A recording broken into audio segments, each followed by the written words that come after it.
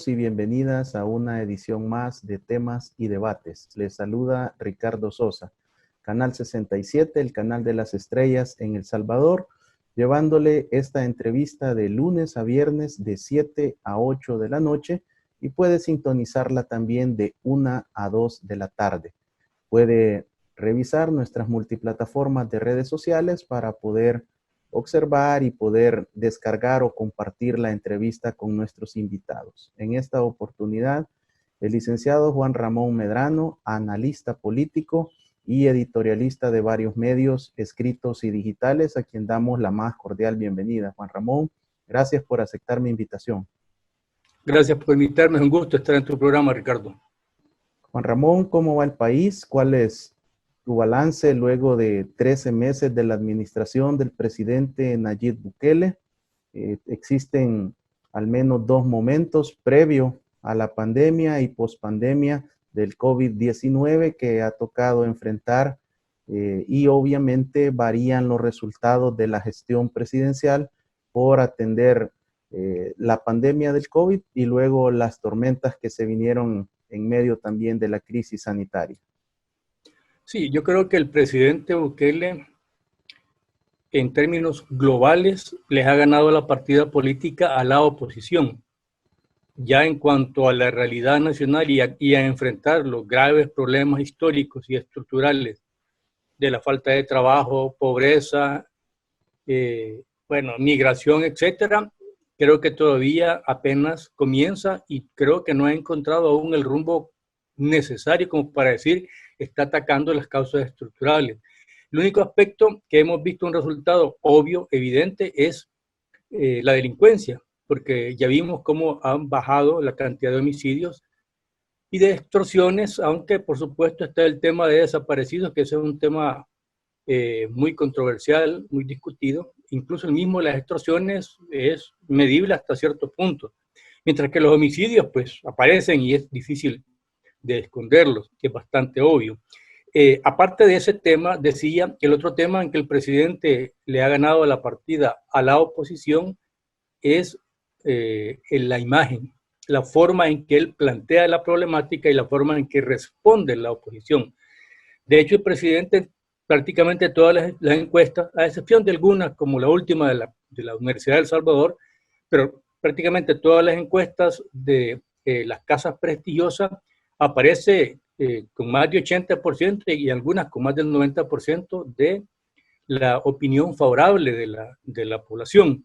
Eso te dice de que hay un manejo correcto desde el punto de vista de interés político de la imagen del presidente.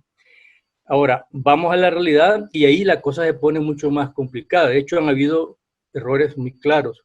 Creo que el primer error que le costó imagen a nivel internacional y también dudas a nivel nacional fue precisamente la ocupación temporal de la Asamblea Legislativa por parte del Ejército y la Policía Nacional.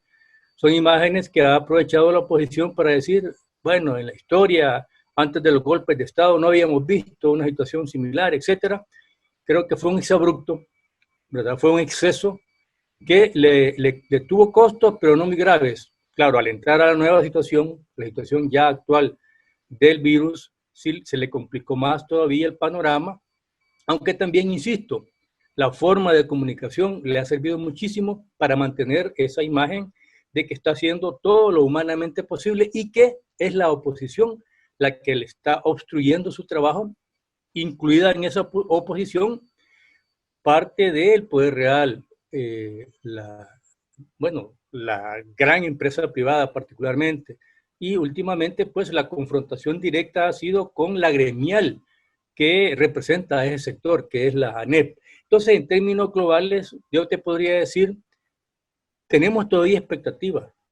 Creo que hay un grave problema, y el grave problema es de que en la medida en que se acercan las elecciones del 28 de febrero del próximo año, se calientan más los ánimos y cada vez se le obnubila la realidad a los políticos y ven nada más los números que necesitan para estar bien, para tener una asamblea mayoritaria o para ser diputados o alcaldes. Y eso no nos lleva, por supuesto, no nos va a llevar a ningún buen puerto, en tanto que la confrontación obliga a que cada quien hable por su lado, cuando los países que han logrado ir superando esta crisis, aunque han recaído algunos, han sido aquellos que se han puesto todas las voluntades de acuerdo para enfrentar la gravísima situación que no se ha presentado, bueno, en 100 años, ¿no? Cada 100 años más o menos se ha venido presentando una situación grave de crisis como la que estamos viviendo. Dentro del balance positivo que puedes comentarnos sobre los primeros 13 meses de la administración del presidente Bukele, aquellos logros, aquellos avances, desde tu opinión, Juan Ramón, que el presidente Bukele ha impulsado a pesar de esta situación, pues que prácticamente desde marzo ha detenido la economía y los programas o el proyecto político del presidente Bukele. Yo te decía que antes de la pandemia, porque ahora obviamente el mundo y nuestra historia hay que dividirla entre antes de la pandemia y después de la pandemia. Incluso en broma algunos ahí están sacando que hay que actualizar el calendario. Ponen enero, febrero, marzo, cuarentena y después octubre, noviembre y diciembre. De hecho, este es un hecho esto es una realidad que nos marca toda nuestra historia política. Y antes de la pandemia, te decía, creo que el logro sustancial por el cual la calificación del presidente y de su gabinete fue muy alta es precisamente la baja de los homicidios y las extorsiones. Ese creo que es un tema obvio, evidente.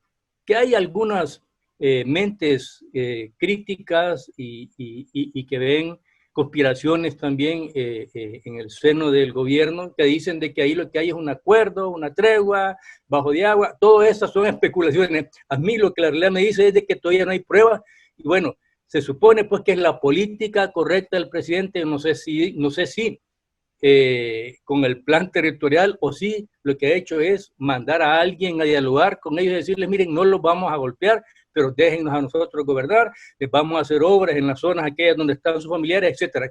Creo que hay algunos aspectos de algún acuerdo tácito que no sé si puede estar en el límite de el delito o no, de que no entre a una negociación abierta de parte del gobierno. Pero dejando las especulaciones, ese es el primer gran logro. El segundo gran logro es mantener una imagen contra viento y marea positiva según los medios de comunicación. Y me refiero a, por ejemplo, dos encuestadoras fundamentales que son muy críticas del presidente, la Prensa Gráfica y la Universidad Católica.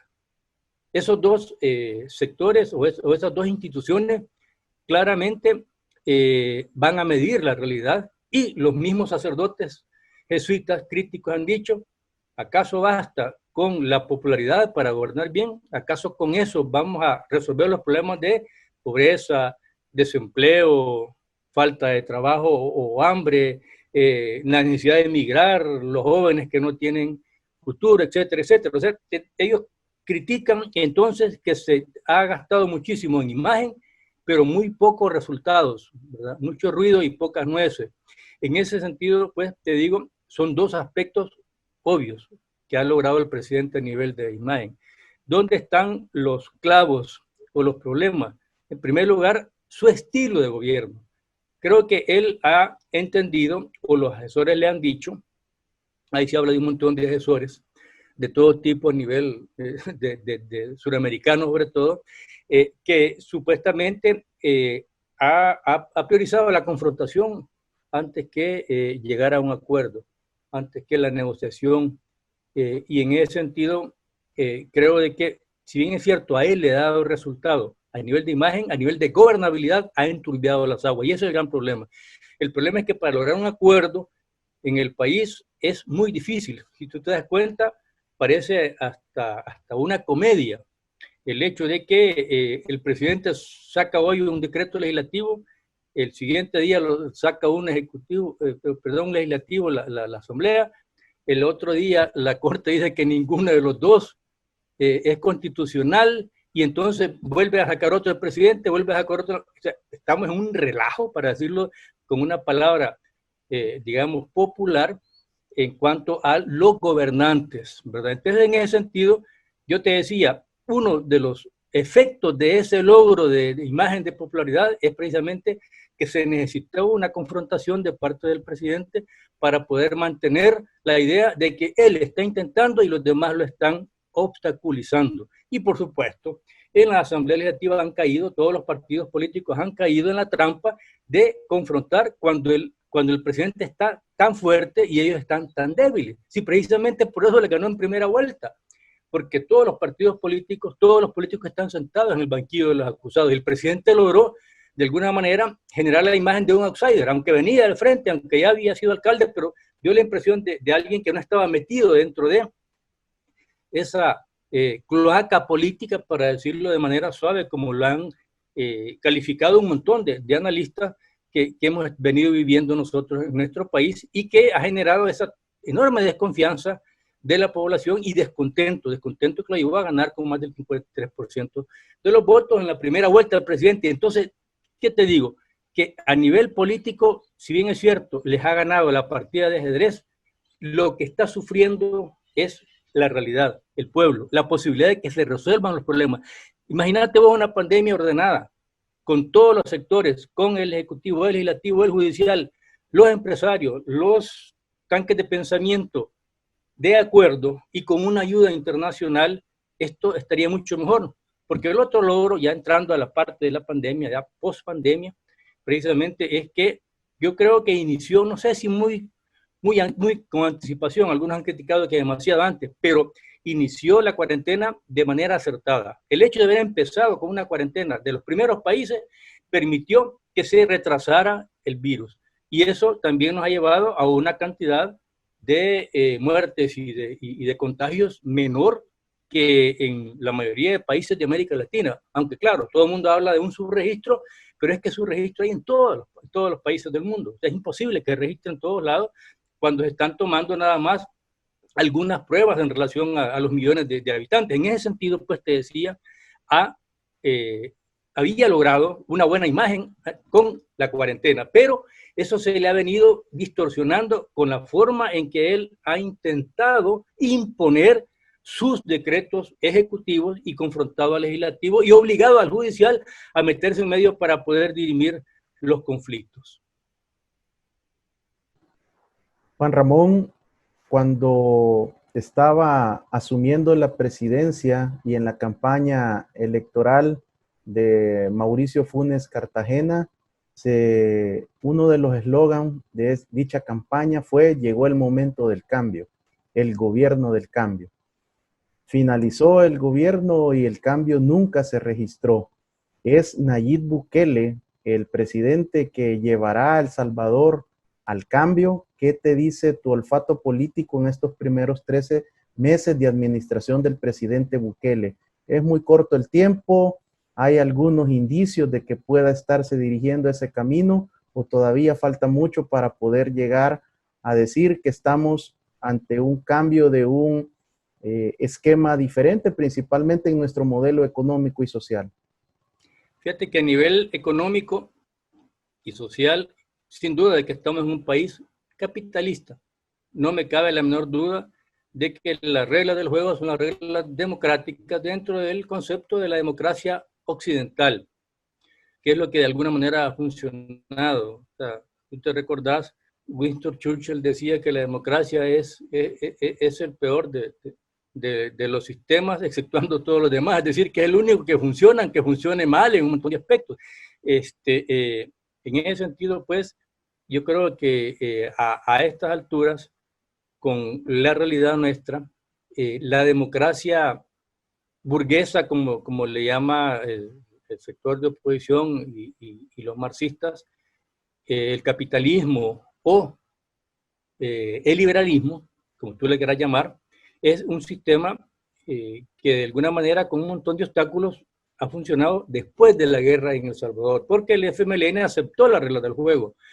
Si tú te recuerdas, los acuerdos de paz y la firma de los acuerdos de paz llevaron a hacer reformas dentro del sistema, a la constitución, al sistema electoral, a cambiar algunas instituciones, a reformarlas y remozarlas, etcétera, pero realmente trajo varias cosas positivas que no debemos de olvidar. Por un lado, la desmilitarización del Estado, y por otro lado, la apertura de los espacios democráticos. Y si hay algo que le debemos de reconocer a la frente, muy pocas cosas se le pueden reconocer, pero si hay algo que le podemos reconocer a la frente es de que mantuvo los espacios democráticos, respetó la democracia. Si tú te recuerdas, ellos se retorcían y decían un montón de críticas y cosas, hasta les llevaban manifestaciones a los magistrados de la Sala de lo Constitucional, pero la máxima de que las resoluciones de la Sala son de obligatorio cumplimiento, al final lo aceptaba. O sea, eso te da a vos la pauta de que respetaron entonces los pesos y contrapesos. El presidente Bukele ha intentado también evitar eso, pero al final, con todo y que lo critican de que es inmaduro, de que es impositivo, dictador, todo lo que le han dicho, la verdad es que las resoluciones de la Sala, aunque las ha criticado, las ha respetado, sin duda. O sea que, si tú te das cuenta, no ves al ejército en la calle cuando la Sala ha dicho, no, ni el decreto ejecutivo, ni el legislativo son constitucionales, entonces han aflojado las medidas que estaba tomando el gobierno, que pudo haberse mantenido y decir, no, tengo la razón, la Sala no me importa, no lo pudo hacer. Y eso te dice a vos de que estamos dentro de las reglas del juego todavía, con todo y lo de estir y encoge. Entonces, ¿qué te quiero decir? De que antes de la pandemia, la perspectiva que había de que el presidente podía llegar a un acuerdo básico, mínimo de gobernabilidad para la estabilidad política con la oposición, y que estaba haciendo los arreglos, los contactos para llegar a un buen acuerdo con el poder real, que es el poder económico del país, para buscar reformas económicas dentro del sistema. Pero ¿qué ha pasado? Lo que ha pasado es de que esas posibles reformas ahora han quedado rezagadas y se van a poder implementar en 2, 3 años o en el próximo gobierno, porque lo más importante ahora es la emergencia, enfrentar esta situación gravísima de muertes, de contagios, de falta de trabajo, de cuarentena, de crisis especial. Entonces, yo creo que cualquier proyección que pudo haber hecho el presidente, independientemente que le critique si tenía o no tenía un plan económico o un análisis económico, la realidad es de que cualquier plan o idea de plan que haya tenido antes, ahora se le terminó y tiene que implementar, tiene que improvisar. De hecho, él ha justificado sus errores dentro de esas improvisaciones, como el caso de los $300 y todo el relajo que se le armó en su momento cuando ya estaba la pandemia. Entonces, lo que te quiero comentar es de que todavía no sabemos para dónde va el país ahora. Lo que tenemos que hacer es ver cómo recuperamos ese decrecimiento económico, que algunos hablan de 6, otros hablan del 12% a nivel centroamericano, y cómo dentro de 2, 3 años comenzamos a estabilizarnos y que la economía llegue a los puntos en que estaba cuando el presidente tomó el gobierno. O sea, te digo, no se puede hacer ningún análisis ahora de proyección y de resolver los problemas estructurales, sino que basta con que mantenga la estabilidad y con que contenga la pandemia y con que evite que haya una quiebra económica que nos lleve al caos y la anarquía en el país. Muchas gracias, Juan Ramón. Hacemos un corte y al regresar conoceremos más de tu análisis y lectura política de la situación de El Salvador, llegando y cerrando el primer semestre del 2020. Regresamos.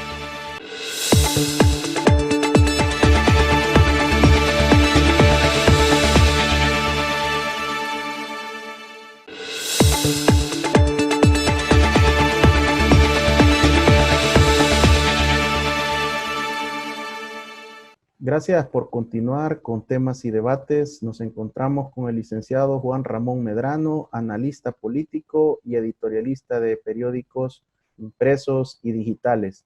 Juan Ramón, tu último editorial muy provocador y el título La Torre de Babel. ¿Qué es lo que querías plasmar en ese editorial? ¿Es la confusión, la falta de acuerdo, los políticos y autoridades hablando en otro idioma? ¿Cuál fue la analogía de este extraordinario material? Bueno, si tú te das cuenta, efectivamente, el pasaje de la Biblia que habla de la Torre de Babel habla, por un lado, de la soberbia humana. Querían precisamente hacer una torre que llegara al cielo, o algunos dicen que si había un nuevo diluvio, evitar que el diluvio les llegara y que ahí se salvaran los que podían salvarse. Pero independientemente de cuál sea la interpretación bíblica o histórica, lo cierto es de que ahí nos deja una lección, y la lección es de que los seres humanos, si no llegan a un acuerdo mínimo básico, se confunden, se confrontan y se pierden. O sea, aquel esfuerzo común de construcción de una torre, que sería en este caso de construcción del edificio de El Salvador, de construcción de economía, construcción de acuerdo de país, de confrontación con la delincuencia y de resolver los problemas de falta de educación, empleo, salud, etcétera, que al principio comenzó con una buena idea, se desplomó a la hora de la confrontación. Yo creo que el presidente necesita aterrizar bastante y entender de que los otros órganos, el ejecutivo y el legislativo y el judicial, no están solos. De hecho, tienen el apoyo no solamente de la inteligencia, o sea, de los sectores pensantes del país, sino que tienen el apoyo del poder real también y el apoyo internacional. Si tú te das cuenta, ya empezaron algunas voces críticas de organismos internacionales a decir se está arriesgando el espacio democrático creado después de los acuerdos de paz, ¿verdad? Y eso es otro elemento importante. No se puede negar la historia. Si no recordás la historia, entonces puedes cometer los mismos errores que se cometieron antes. En ese sentido, decir, no, superamos ya la guerra, superamos los acuerdos de paz, superamos la historia, es absurdo.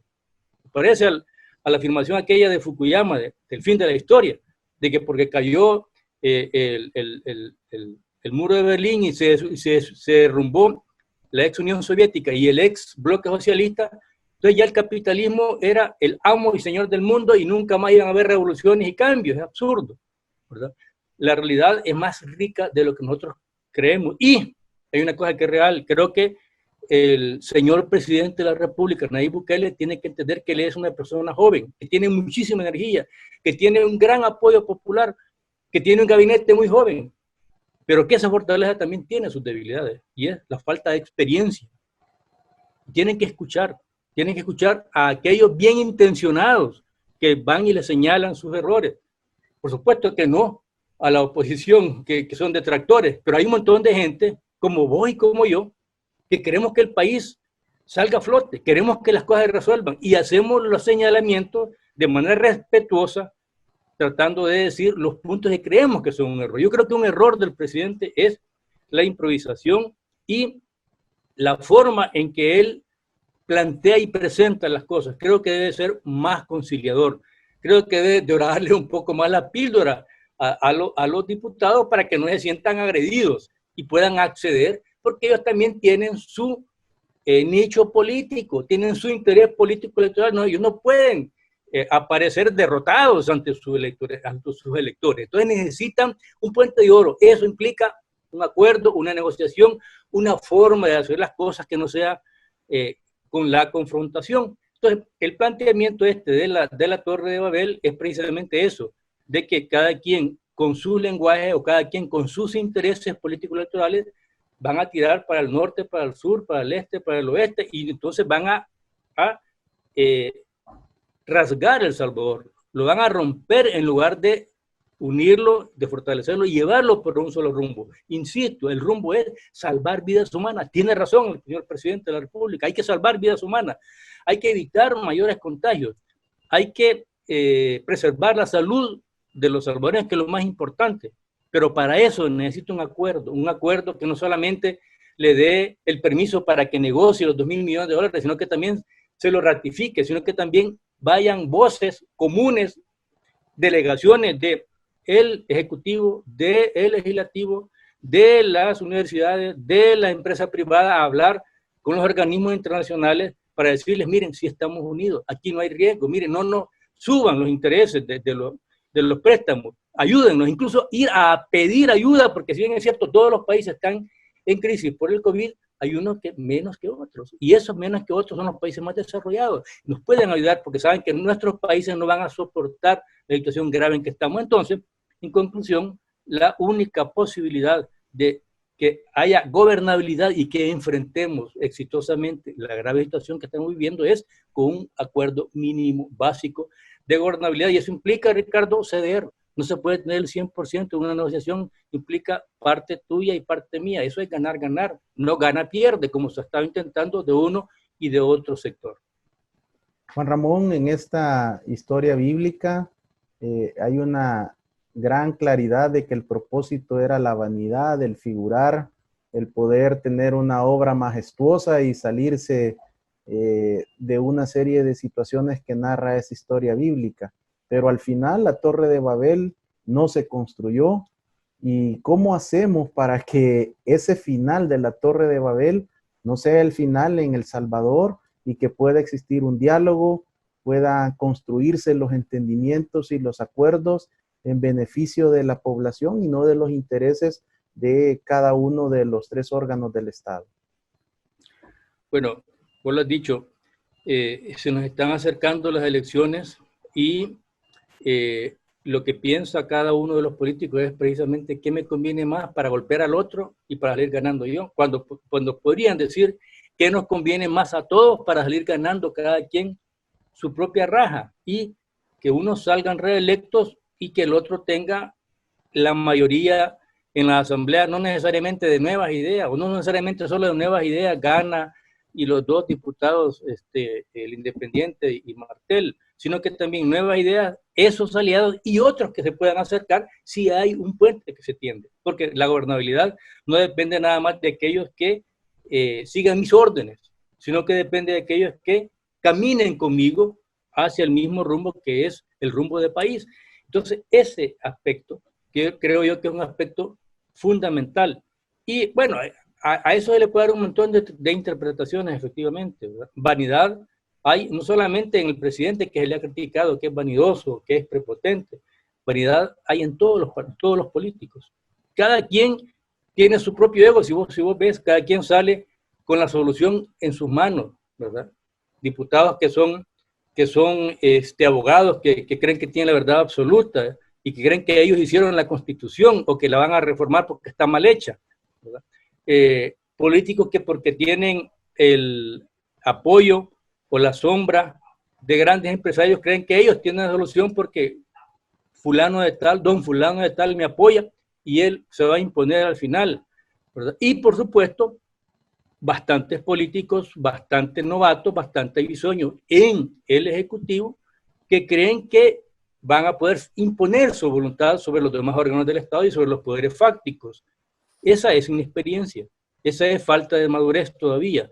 Todo eso precisamente implica la Torre de Babel, cada quien habla en su lenguaje con sus intereses y desde sus egos. Entonces, poner a un lado el ego, poner a un lado el interés político electoral y pensar que este país se va a hundir, que vamos a llegar a una epidemia gravísima, inmanejable, en donde le puede dar el COVID al mismo presidente, a los mismos diputados, a los mismos magistrados, a los mismos grandes empresarios, porque el COVID no ve raza, religión, edad, ¿sí? Primero decían de que no, que eran los países aquellos nórdicos, los países más helados como Estados Unidos, en Europa, pero aquí no, porque eran países tropicales.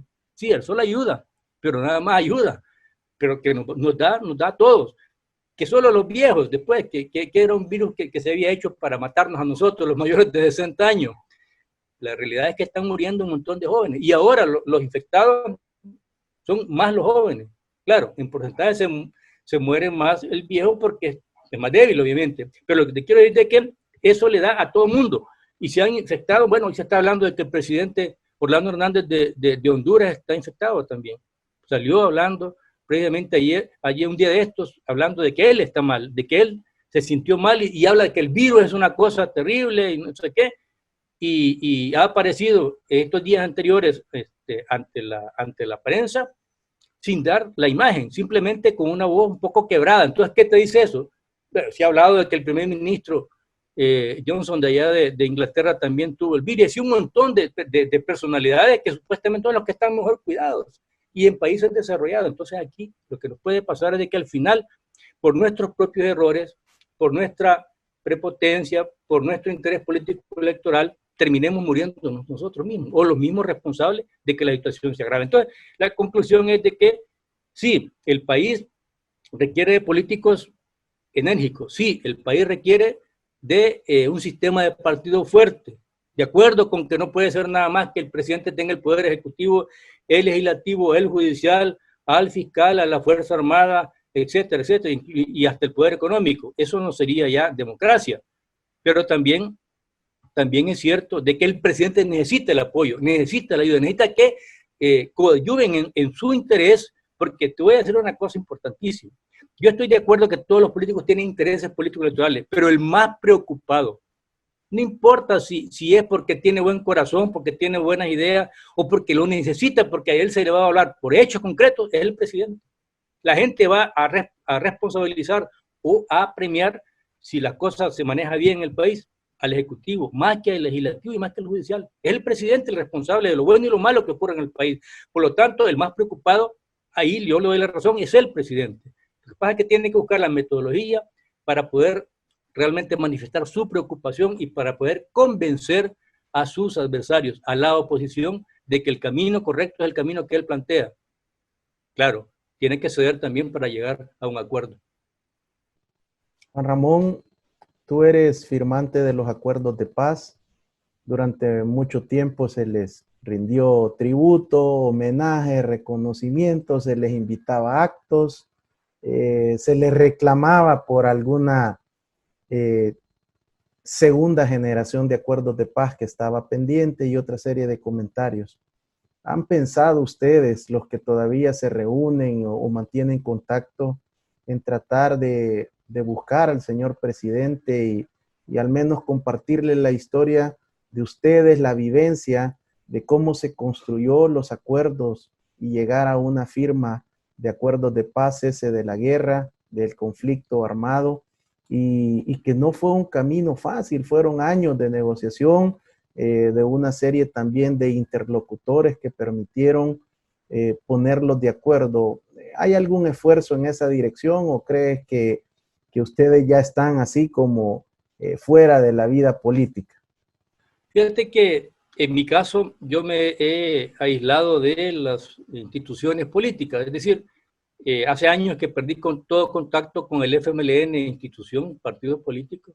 Conozco algunos, pero obviamente la realidad te lleva a otros agrupamientos sociales, ¿verdad? De hecho, pertenezco a agrupaciones, a clubes de gente sin distinción de orientación política o ideológica, ¿verdad? Igual hay gente que en la guerra estuvo confrontada conmigo y ahora son mis mejores amigos. Entonces, yo eso lo dejé atrás, la guerra la dejé atrás y la vinculación con el FMLN y con cualquier partido político igual. Sin embargo, yo creo que el presidente debe tener conocimiento, porque es un tipo inteligente, de lo que pasó durante la guerra, de lo que pasó durante la firma de los acuerdos de paz y de la necesidad del apoyo internacional. De hecho, él mismo ha hablado de una CICIES, que ha quedado relegada por el momento y por la misma situación del virus, obviamente, ¿no? O sea, algunos dicen que fue ya con intención de que quedara relegada. No importa, pero tiene una buena justificación. Primero es enfrentar la crisis. Pero sabe que el apoyo internacional es fundamental y que pueden ayudar mucho a un acuerdo, algo así como que las Naciones Unidas vinieron como los españoles a colonizarnos, ¿verdad? Que estos indios se pongan de acuerdo entre ellos, de manera despectiva, te lo puedo decir, pero en la práctica es cierto. Ellos nos llevan siglos de desarrollo de civilización y hay que aceptarlo, hay que entenderlo. Por supuesto que los que deben de llevar la iniciativa, la batuta, somos nosotros, ellos solo son consejeros. Entonces, en ese sentido, yo creo que sí es fundamental, es importante que por lo menos el presidente tome lo positivo de lo que pasó durante el acuerdo de paz. Independientemente de si este gobierno los trata de olvidar, de poner a un lado, el próximo gobierno los va a retomar. No necesariamente tienen que ser del Frente o de Arena, que son los dos que negociaron, pues para que se consideren los acuerdos de paz como un hecho importante. Y creo que es el hecho más importante en la historia nuestra del siglo XX, porque sí, hubo guerras durante el 32, si usted acuerda, hubo masacres, hubo golpes de Estado, etcétera, pero la confrontación más grande que hubo en el siglo XX fue precisamente la guerra civil salvadoreña, y los acuerdos de paz fueron un acto que fue muy bien evaluado por la comunidad mundial. De hecho, Naciones Unidas lo ha presentado como uno de los principales éxitos de la negociación en donde ellos se vieron involucrados. Entonces, es una experiencia histórica que debe ser tomada en cuenta, no para replicar, no para rendirles honor ni tributo. Creo que eso ya quedó atrás. Creo que lo importante ahora, lo que nos preocupa a los salvadoreños que estuvimos incluso durante la guerra, es que no vuelva a ocurrir algo similar. Yo decía antes, y lo repito, los que estuvimos en la guerra somos los que más queremos la paz, porque sabemos el dolor, la destrucción, la muerte, los odios que desata una guerra, y yo no quiero que nunca más el país vuelva a una situación como la que vivimos hace varias décadas. Entonces, en conclusión, Ricardo, yo creo que él puede tener sus propias visiones históricas, él puede recoger sus propios ejemplos del mundo, si quiere no tomar en cuenta el acuerdo de paz, pero sí tienen que entender de que cuando hay conflictos, la negociación es básica y que para negociar hay que ceder y hay que buscar el mejor método, el mejor lenguaje, la mejor forma de llegar a acuerdos, y él lo necesita, el país lo necesita, la situación es gravísima, necesitamos de las mejores voluntades de todos lados, y quién mejor que el presidente, él es el líder de la nación, él es el que tiene la obligación de poner las bases, las reglas del juego democrático, de cómo quiere que se negocie, y llamarlos a que se sienten en una mesa redonda, ¿verdad? Donde todo el mundo tenga el mismo peso y que no haya alguien, el que sea el coordinador nada más, el que sea la voz preocupada de que haya un buen acuerdo de nación para enfrentar esta grave pandemia, que además, Ricardo, nos agrava los otros aspectos que ya eran graves, que eran serios: desempleo, enfermedades, la necesidad de emigrar, bueno, la falta de educación, la falta de salud, la falta de vivienda, la situación grave que tenemos nosotros de zonas que son muy vulnerables a las tempestades, como lo que acabamos de ver con la tormenta Amanda. Todo eso es más importante que los egos de cada uno de los políticos o líderes gremiales que hay en el país. Juan Ramón, recuerdo muy bien en la campaña presidencial pasada, donde gana finalmente el presidente Bukele la presidencia de la República, tu olfato político, tus análisis y tus proyecciones se cumplieron. Fuiste de los pocos que acertaron y que mantuvieron y pudieron justificar sus argumentos y su opinión sobre las diferentes encuestas de opinión que de hecho no le daban la victoria al presidente Bukele. Estamos ya con un desarrollo del calendario electoral. Hemos tenido acá funcionarios y representantes del Tribunal Supremo Electoral, quien nos ha dicho que se mantiene el Plan General de Elecciones, conocido como PLAGEL. Los partidos están ya en pleno desarrollo. En julio se esperan ya las elecciones internas. ¿Y cuál es tu visión de este banderillazo de salida? ¿Cómo lees tú la competencia?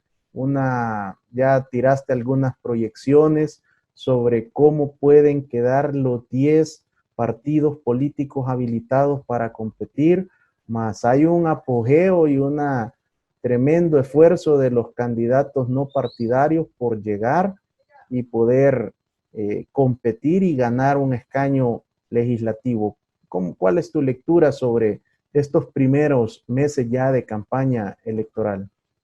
Mira, la parte positiva de mantener la fecha electoral para el último día de febrero es que nos da cierta sensación de normalidad, o sea, de que a pesar de los embates nos mantenemos con, digamos, el calendario electoral y con los elementos democráticos básicos, ¿no? Como es una elección, que es uno de los aspectos más importantes, por lo menos a nivel gráfico, de la democracia salvadoreña, y en este caso del aspecto político electoral, la elección de nuestros alcaldes y diputados. La parte negativa es de que eso va a encandilar aún más la confrontación, o sea, cada quien va a pensar más en qué hago para ganar votos, para que me escuchen, para salir en la foto, si es confrontar, si es ponerme a la par del árbol que da sombra, etcétera. Entonces, esto es lo negativo, que nos va a distorsionar la realidad. Ya no van a pensar con que hay que enfrentar el coronavirus, que hay que apoyar al presidente en esta y otras iniciativas, sino que en qué lo acompaño porque me conviene y en qué no lo acompaño porque no me conviene para mi elección o para mi reelección.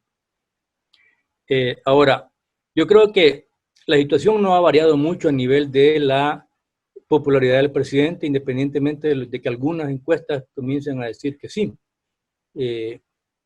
creo de que sí le va a pasar factura a algunos errores cometidos en su forma de ser, pero que en términos globales el electorado en el mundo y en El Salvador en particular no se rige por análisis sesudos como los puede hacer vos, lo que puede hacer la gente de una clase media pensante, sino que se rige más por imágenes, por hechos concretos, por impresiones, ¿verdad? Y en ese sentido creo que le ha ganado la partida a la oposición. Todavía el presidente mantiene una imagen alta de que él está tratando de hacer y haciendo cosas en función de la gente más pobre y que los diputados y los magistrados pagados por los grandes ricos no lo dejan a él gobernar. Esa es la imagen que ha dado y eso ha calado en el imaginario popular, sea cierto o no, ¿verdad? Pero esa es la idea de que queda. Entonces, mi percepción es de que puede ser de que le afecte un poco en algunos puntos al presidente, pero que la popularidad se va a mantener. Pero por supuesto que esa popularidad del presidente, del líder, no se traslada automáticamente a los candidatos a alcaldes y diputados. Primera cuestión. No es una elección presidencial en donde la mitad más uno implica ya ganamos las elecciones y ya estuvo. No, aquí hay un sistema bastante complicado de cocientes y residuos que difícilmente permite que un partido tenga 43, no digamos 56 diputados. Para empezar, creo yo que es casi imposible que tenga 43 diputados nuevas ideas. Puede sacar una cantidad similar a la que tiene Arena de diputados. Arena va a bajar sin duda el frente mucho más. Y puede ser de que otros partidos, no necesariamente solamente nuevas ideas, no solamente Gana, sino que también el CD pueda pescar ahí en un poco, ¿verdad? No te digo que va a sustituir al PCN o a Gana, pero puede sacar más de un diputado, creo que eso le puede favorecer. Y creo también de que Gana, si hace bien las cosas, puede incluso crecer en cantidad de diputados, porque ha estado pegada al presidente, a la figura del presidente, y puede ser también de que otros partidos, como el PCN, que siempre sabe moverse en último momento y salir en la foto, mejore también su cantidad de diputados, ¿verdad? Pero yo no creo que vaya a haber una debacle total. Creo que la debacle ya la vimos en el FMLN. La vimos cuando perdió las elecciones de alcaldes y diputados y cuando perdió las elecciones presidenciales. Creo que ahora está casi en su mínimo. Es posible que vaya un poco más. Es posible que en lugar de 23 diputados saque 15, 14, ¿verdad? Que pierda una cantidad importante de diputados y que Arena pierda otra cantidad similar. Esa cantidad que pierde Arena, esa cantidad que pierde el FMLN, son las que tiene, puede tener nuevas ideas, ¿verdad? Y que se pueda repartir también entre otros partidos. Pero yo veo que ni Gana ni el PCN van a bajar, no solamente por cómo se han manejado, sino que por la forma en que ellos trabajan en el territorio. Pero aquí cuenta también el liderazgo local. Y estos diputados son tipos avesados ya en la política local. Saben a qué líderes tocar para candidatos a alcaldes, para candidatos a concejales, o sabe qué teclas tocar para decirles vas a trabajar conmigo en tal cosa cuando sea diputado, etc. Es decir que sí, hay un concepto clientelista, pero también hay un concepto territorial y de potenciar los liderazgos, que hay que aprender mucho de la sabiduría política de calle que tienen estos líderes locales.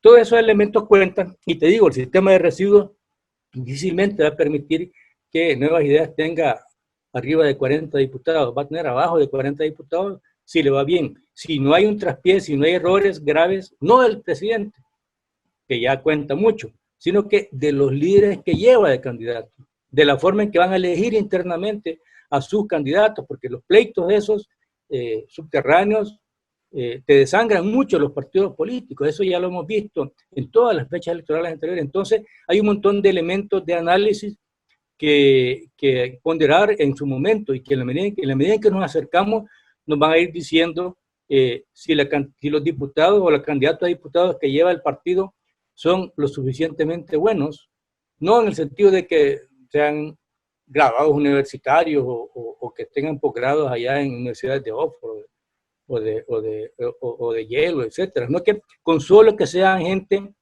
que, según lo que dice la Constitución, que tengan el conocimiento básico para saber lo que hacen y que no tengan un pasado demasiado tormentoso como para que se lo saquen y eso le reste los votos. Es decir, hay un montón de elementos, como te decía, importantes que tomar en cuenta y también va a depender de cómo el presidente sepa, de alguna manera, arropar a sus candidatos, cómo sepa identificar su popularidad y trasladársela también a los candidatos alcaldes y diputados y, por supuesto, también cómo resuelvan su problema interno Arena y el FMLN, porque cada uno también tiene su propia crisis. Creo que los que van a estar un poco más cómodos, te insisto, son los partidos de la cintura y, por supuesto, los candidatos como el caso de Juan José Martel, que creo que ha hecho un buen papel y que si logran tener candidatos aceptables pueden sacar más de un diputado y mejorar su bancada también, que pueden incluso ser apoyados en este sentido por el presidente porque han estado cerca del presidente, Juan José, y su gente, y eso le puede dar entonces también un plus a el voto del partido, que es bastante pequeño, pero también, te insisto, de acuerdo a quién te arraquear, buen árbol te arrimas, buenas sombras te puede cobijar. Entonces, todo eso va a contar, esperemos, en la medida en que nos acercamos al final del año, esperemos que termine también la pandemia, porque eso es el otro elemento importante, Ricardo. Dios quiera, Dios nos ayude y que la pandemia termine este año. Pero si las cosas se complican y hay rebrotes, puede ser mucho más grave la situación de la que estamos viviendo y todas estas proyecciones que estamos haciendo pueden quedar en el suelo y estemos nada más enfrentando la situación gravísima de cómo superamos el virus, que es una situación que no sería extraña, que todos los países están viendo como muy probable. ¿Será Gana la segunda fuerza política detrás de Nuevas Ideas? Y la segunda consulta, Juan Ramón, ¿cómo ves los partidos emergentes, Nuestro Tiempo, Vamos?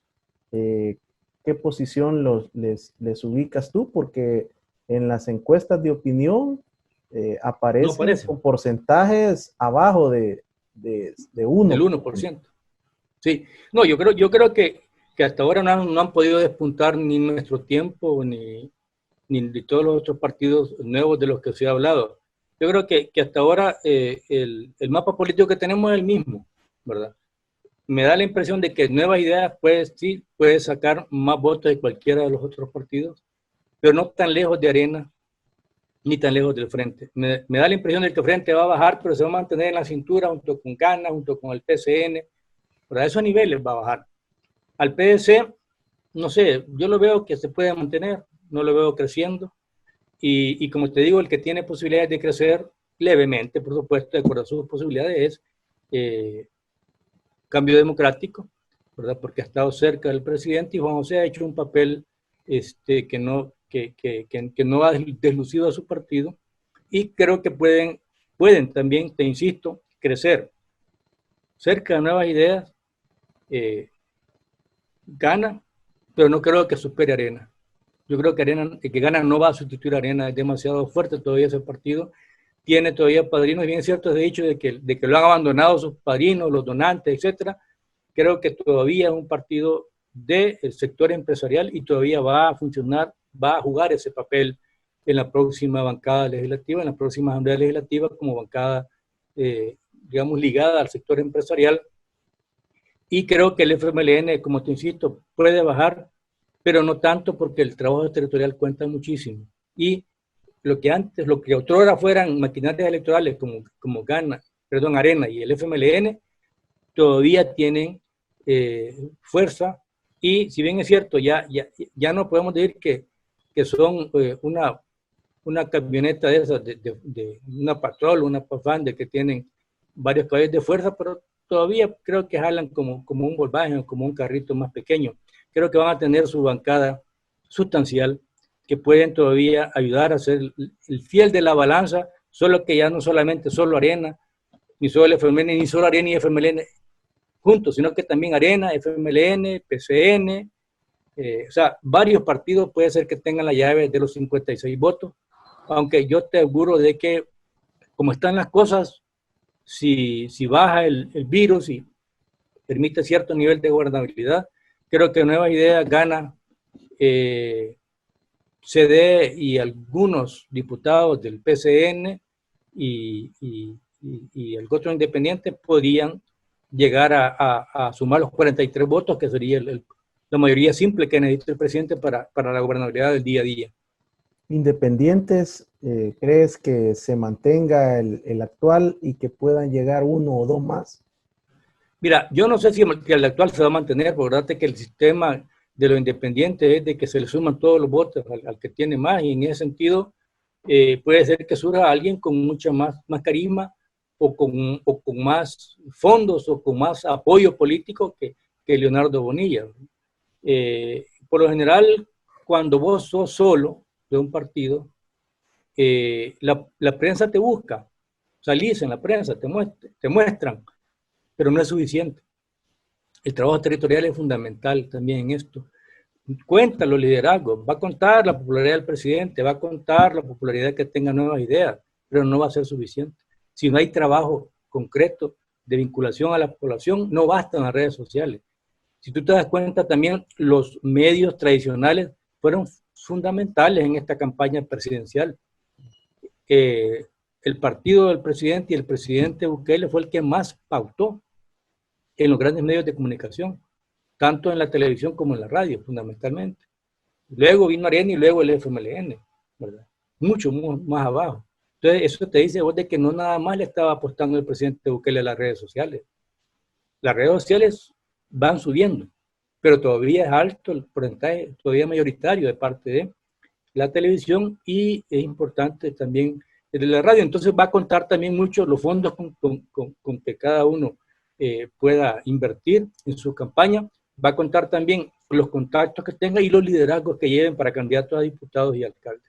Juan Ramón, quiero agradecerte por haber aceptado mi invitación, por tu análisis, por tus valoraciones políticas, por siempre hablarnos de frente e ilustrarnos, ayudarnos a orientar el criterio desde un punto de vista con toda tu experiencia política, con todo tu conocimiento también a través de tus escritos, de tus editoriales, de tus participaciones en otros medios de comunicación. Seguiremos tomándole el pulso a la competencia electoral y, por supuesto, la lectura política que se necesita en el país. Gracias por invitarme, Ricardo, y veo que tu programa está creciendo. Hay bastantes amigos que te ven. Creo que sos serio, bastante responsable en tu forma de llevar las entrevistas. Gracias por invitarme, estamos a la orden. Ha sido el licenciado Juan Ramón Medrano, analista político, editorialista de periódicos impresos y digitales, quien nos ha compartido sus opiniones y balance político de El Salvador al cierre del primer semestre del 2020. Gracias por su sintonía, bendiciones. Gracias.